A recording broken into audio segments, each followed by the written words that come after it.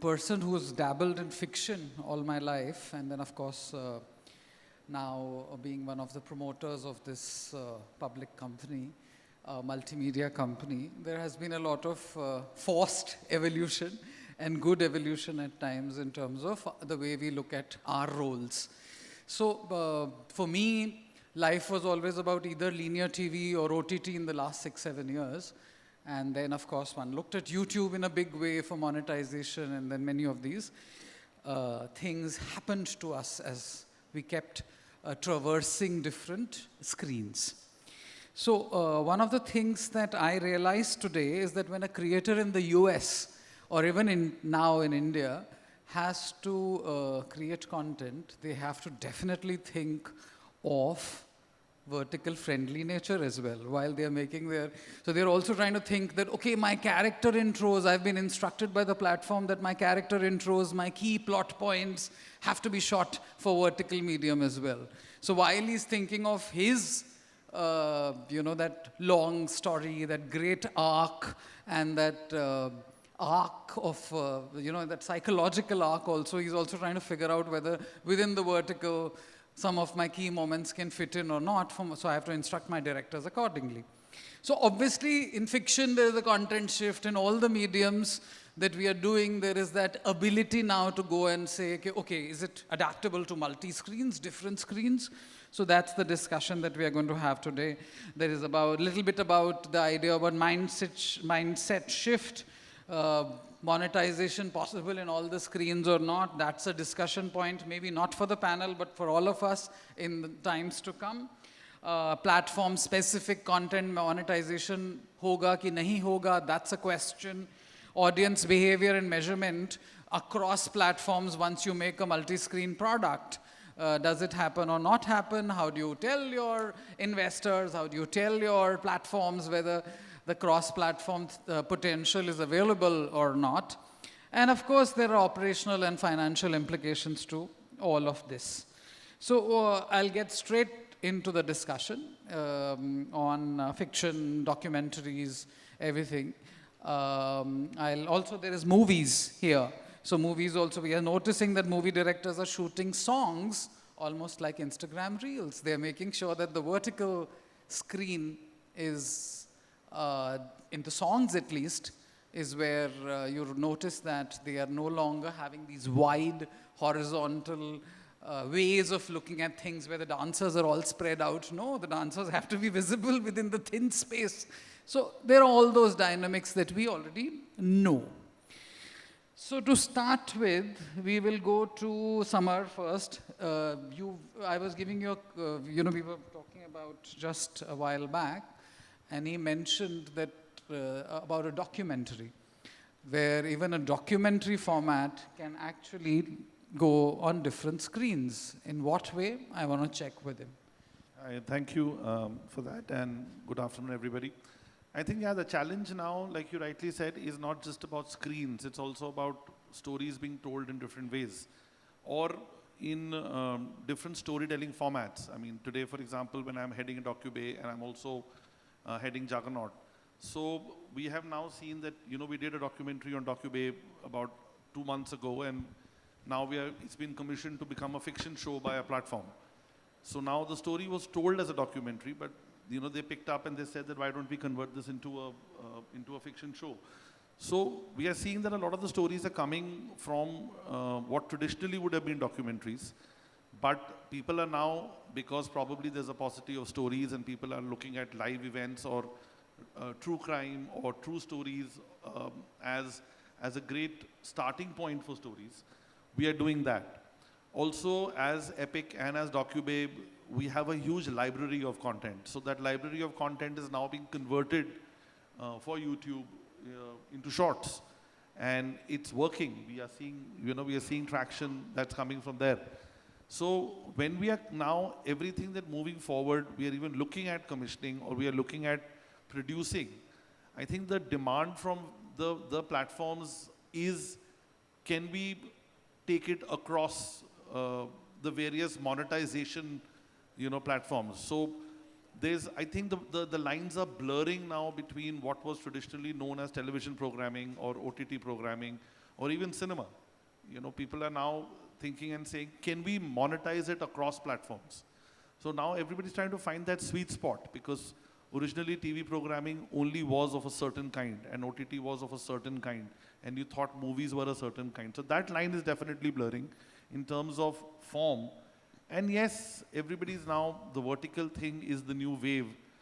I'm not a particular big fan of it to say that it is going to last forever, but who am I to comment on that? Yeah. I'm just doing what everybody is doing right now and, you know, trying to just keep the boat afloat. Not, though I don't believe that it's there for the long run. No, I mean, I obviously have a slightly different view, because I believe that attention span has become such a huge issue that I'd love to believe, like just as Sayara has now, say, for a minute, let's defied all the conventions or expectations in cinema right now on theaters. So maybe, of course, there'll be some long form content always, or traditional TV content always, that is going to forever be sort of relevant. But at the same time, what is worrying, but at the same time something that has led to many business models, is the idea that you are going to have stuff in vertical. So I'll jump from this question, vertical, and you are going to have content that is very snazzy. Like I was watching a movie recently, Metro, and I realized each of the songs are like Instagram reels. So you're sort of forever going there, because it was cut like that.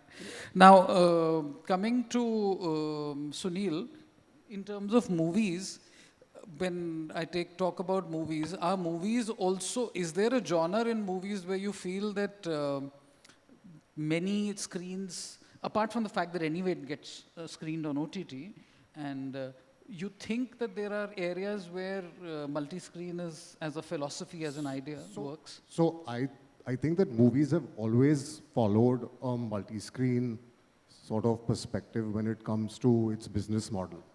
You know, the decision just comes to the point of figuring out what your first point of exploitation is. So with movies, we at Applause, and I personally also strongly believe that the theater first point of exploitation is very important for the movies business to sort of thrive and move forward. Without the theatrical first model, you're going to be limited to the kind of movies that you're going to be able to make. So I cannot imagine a world where a Pushpa 2 or a Kalki or a Ramayan gets made with only, say, you know, digital or satellite as a mode of exploitation. So theatrical first is where we strongly believe that movies are headed. And with that in mind, like I said, satellite, streaming, music, these are all modes of exploitation that have always existed.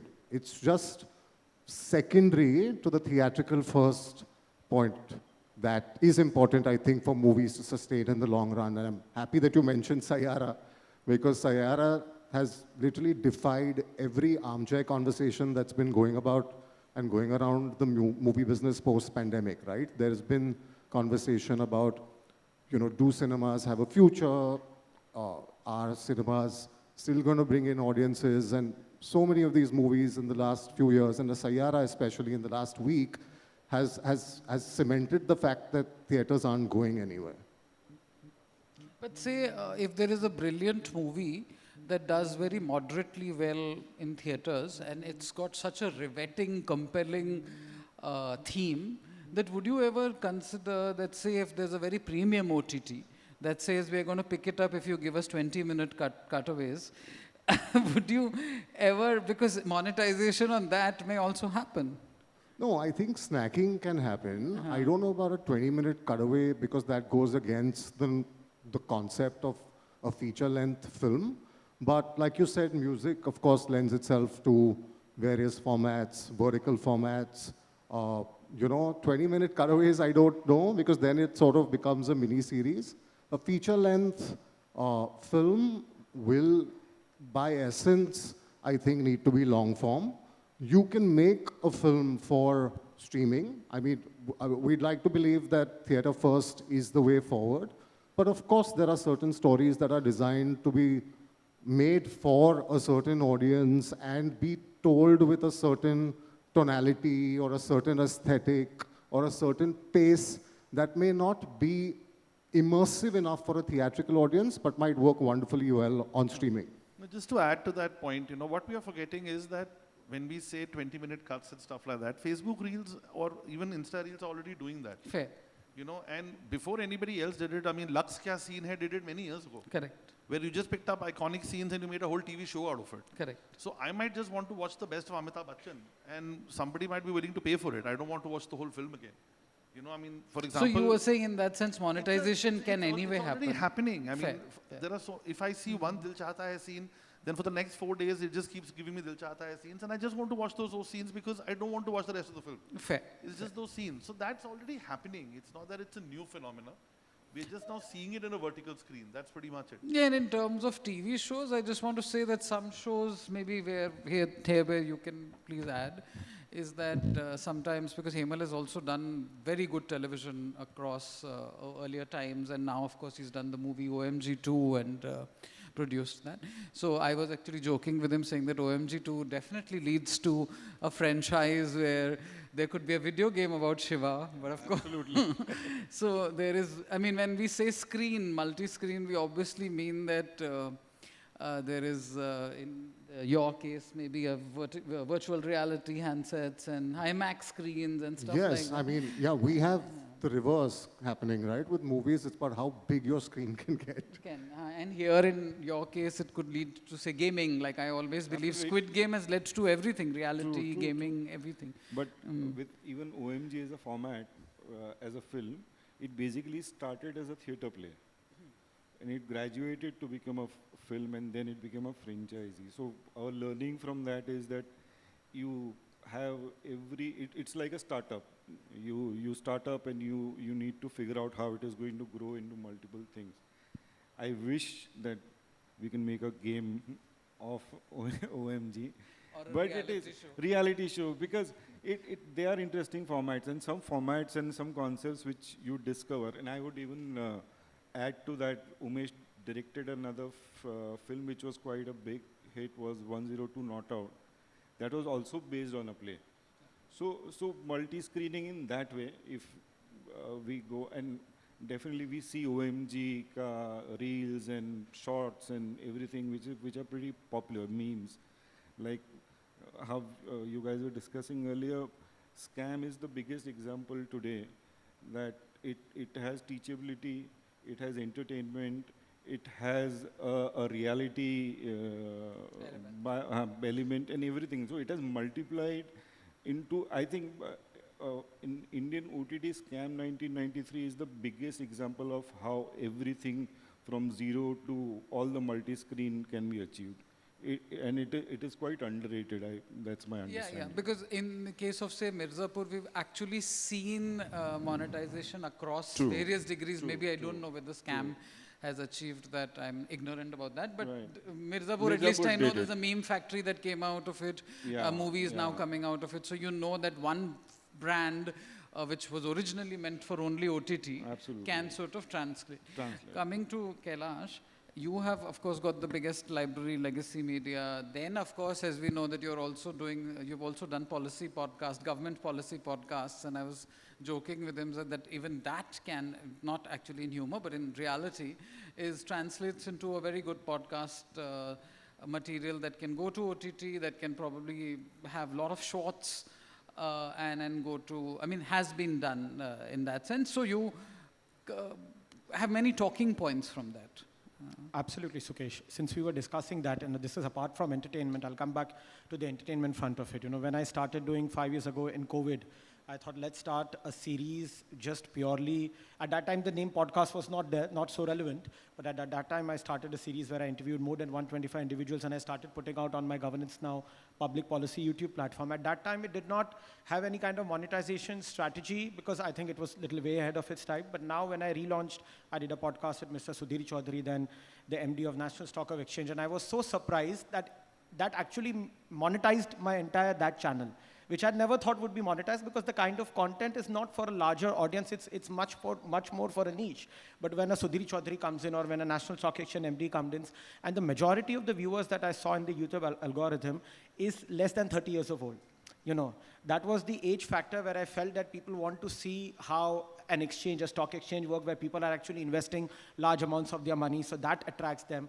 With the Sudhir Chaudhary, naturally, with regards to his fan following and the entire euphoria when he was joining DD News, I was the first one to interview him. So now that content, be it a 30-minute podcast or a 3-minute or a 1-minute, is getting monetized. And Sukesh, now coming back to the entertainment front, yes, content has been the heart and soul of any organization that we all represent here. You know, without content, even we are not there. Even Indian television is doing this because there's a content hub called of it. And content which I have seen in my limited experience being into the business, the same content could change form over a period of years. You know, most of the content which my first generation produced back in the era of Doordarshan or for Sub TV, our own platform, is still getting monetized on various platforms today. Like, for example, one of our marquee shows, Shriman Shrimati, it was made about 3 decades ago. But till today on YouTube, whether it's an entire episode, or whether it's a character special, a Dilruba special, or a Prema Shalini special, or it's a shorts, or it's a vertical, or it's just about some comedy gags of it, it is getting monetized. And same is with comedy gags, whether it's Raju Srivastav, Ehsan Qureshi, they are still getting money on YouTube, on Facebook, or even other platforms as well.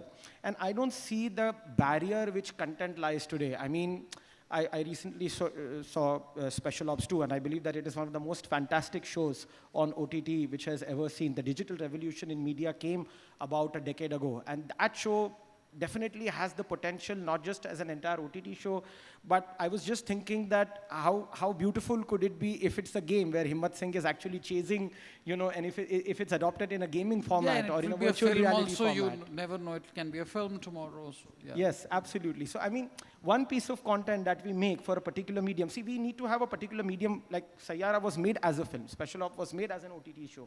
Some concepts are made as a TV show. But now, because the distribution platforms are so much, it's not just now television, radio, transistor, it's OTT, it's you have virtual reality, you can see content there.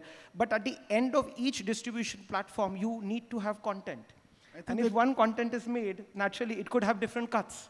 So just adding to your point, I think the difference is that I think content creators are now thinking for multi-distribution from the very beginning. I mean, what you said is that today all your shows are, you know, still monetizing, but nobody thought about it when they were making it. Nobody really thought that, okay, I can make memes out of it. But today when we think of content, or even when we go to platforms, you know, the strategy is designed that can this become a meme? Can this do something? Can we create a short vertical video out of it? Can we create a franchise which can probably go and become a film later? Can something else happen? I mean, Mirzapur is another example. People are now thinking multi-channel distribution. So that has been a very big change. Yeah, because also that in a very strange way, although it puts a lot of pressure, like we are trying to produce some indie, interesting, say, films, but our challenge right now is to convince the young director or the creator that, can there be if I need to be able to produce it and make sure that there is good ROI on it, then maybe I need to think of even an intelligent, interesting indie film in such a way that it lends itself to a couple of mediums. Or you go to Applause, they support indie cinema, so yeah. So we did, and we do, and we will continue to, but what I was saying earlier, Sukesh, that, movies like a Ramayan or a Pushpa wouldn't be able to thrive or survive without a theatrical first model. Like what Samar said, like when we first approach a story, we sort of approach it as a platform first, with a platform first approach. So if it is meant for streaming, it will be designed a certain way. Correct. If it is meant for a theatrical experience, it will then therefore be heightened and be designed in an immersive manner that works in the theaters. And what that does, just to talk about, just the revenue model and how it supports everyone through the system, is that if there is an audience in the theaters that is serving a film and you're able to make, say, just for, at the top of my head, 500 crores there, it sort of helps everyone through streaming, satellite, music, every vertical through that exploitation process benefits. That is absolutely true. See, the idea is not to debate as to at what point does the secondary and the tertiary medium come in. The idea is more about being so aware while making it that, that your creators or your platform strategists all the parties involved are waking up to that. Of course, a lot of it is used only for marketing, but eventually, as you're seeing the evolution of YouTube Shorts, maybe how YouTube Shorts are going to make monies tomorrow, or what kind of genres are there. Like I was seeing something on horror yesterday, and it is actually a 40-minute episode, but I realized that it was very interesting if somebody had the intelligence to edit only 7 minutes or 8 minutes out of it, and sort of tell me which demon was No, that's a great point. exorcised in which manner, in a reality sort of manner. So that's a great point. You know, there's this Russian filmmaker, Timur, I can't remember his last name. He actually directed a film in the vertical format. And it was a full-length feature film, and it was a war film. It was an action warfare film. And it released on a vertical format on, of course, every device possible. And it also had a theatrical release where it was released in a horizontal regular format. So it was an experiment in 2021 or 2022, if I'm not wrong. So yeah, you never know. Like when you say there are certain genres that may lend themselves to a vertical format feature. Like horror, I think, is a space where that can really happen, you know, because there is a sense of foreboding and a sense of dissonance and claustrophobia that you want to maybe capture in a horror film. Some elements of atmospherics may not come in vertical right now, but some certain kinds of stories on slasher, maybe things like that can You happen. had found footage cinema that sort of was first See, you know, it's attempted again in to horror. do with also character-driven stuff, like what we are seeing on, again, Hemal's brand of cinema. Like say if today we are looking at character-driven stuff on TVF or whatever, you're noticing that their content is obviously moving from one screen to the other. Easily can be a movie also tomorrow. Right. And they're more shareable, more it has a wider reach. So basically, I think right from earlier times, as we discussed, that characters have always been iconic. Like for his series earlier, 30 Sriman Srimati, so all those characters have moved forward and they're still alive. So the challenge is for entrepreneurs and other people to figure कि इसका क्या कैसे brand monetize. Basically, instead of pitching the house on street, you are pitching it to the universe. It is you will have to create a universe before you start your content. Yeah, Anil, you want?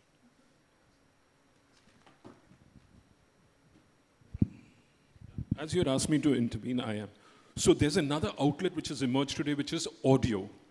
So are you all thinking about audio as an outlet because you can monetize audio as well for a series, for a film, for even archive content? No, absolutely. Like he said, I mean, and especially it holds very true for documentaries. You know, we are already started the process of converting all our originals into podcasts. Because no, the podcasts are conceived as YouTube primarily. Yeah, fair, but I'm talking about the Spotify's and the JioSavans. But there are, I mean, so see, podcasts also go on Spotify. They also go on all the other platforms. I'm saying that from visual content, and specifically for documentaries, it lends itself much easier. So the entire library that we have, you know, at DocuBay, which is obviously a lot of documentaries, the idea is, and we are talking to partners to try and see how we can monetize that using just the audio. Sunil, what about you? Can you take cinema, abbreviate it, make it smaller, and put it as an audio story? So that, of course, with cinema you have music, which is a very large vertical, as we've seen, also plays a very important role in the success of a film. Yes, when we do have conversations with our music partners, there is a discussion, of course, on not just the songs of the film, but also the score of the film. There is also the audio track of the film that is discussed as part of your deal structure. So that, you know, it used to happen in the past. You used to have movies in the 80s and the 90s that used to release an album that had songs, and then you would get another album released soon after that had some key dialogues of the film. Sholay, I mean, the perfect example, and so many more after that. So yes, certainly, that is very, very And Hemalji? possible. Yeah, as far as OMG is concerned, you did it as a theatrical, as a theater. Right. Then you made it into a movie. Right. Can you see that becoming an audio play, which will be? Definitely, because my understanding of this audio thing is it's how well it is written. The audio part of it, that script needs to relate, like a Sholay would always have a bigger audience for the audio than maybe another subtly written content. So it will depend on what kind of content we need to translate into audio. Yeah, why dialogue writing is important. And, you know, Thanks, sir. Anil sir made a very important point, and as we speak, we are actually doing that. You know, we classified that whatever comedy shows or crime shows or even gags that we have in multi-languages, Gujarati, Marathi, or even South Indian languages for that matter, we are converting into our audiobooks because they do have a great monetization potential in the era of a Pocket FM or an Audible or a Spotify or a JioSaavn. Because for that matter, any comedy content or crime content, if we just hear it, it is also a great snackable content. You know, screen does not always mean video. Yes, we do have podcasts where he rightly mentioned it's audio and video both. But just as an audiobook, crime, comedy, even comedy gags or short format content, if we can repurpose, and we are doing that as a company where we are repurposing all those content which we can do, and we realize that out of whatever 8,000 hours of library that we have, even if we repurpose some bit of it, good 2,000 hours do come as a byproduct as of today. And you know, and that is aided by all the characters which have had an impact on the society or on the viewers. You know, any big title, I believe, whether it's film, television, or OTT, any title that gets kind of a resonance with the audiences, they do have as a strong collateral certain characters which have built it, you know. And people remember the character and the show together as a complementary set. So if that is converted into audiobooks, naturally that has a great monetization potential outside the realms of video as well. And plus, I think it's imaginative also. Absolutely. Absolutely. Musical is Absolutely. another genre that lends to musical with lyrical writing or with. And then you have AI, you can support the video of it. A different video just generated by artificial intelligence, not by real shooting. Thank you, everyone. Thanks, Sukesh. Thank you. Thank you.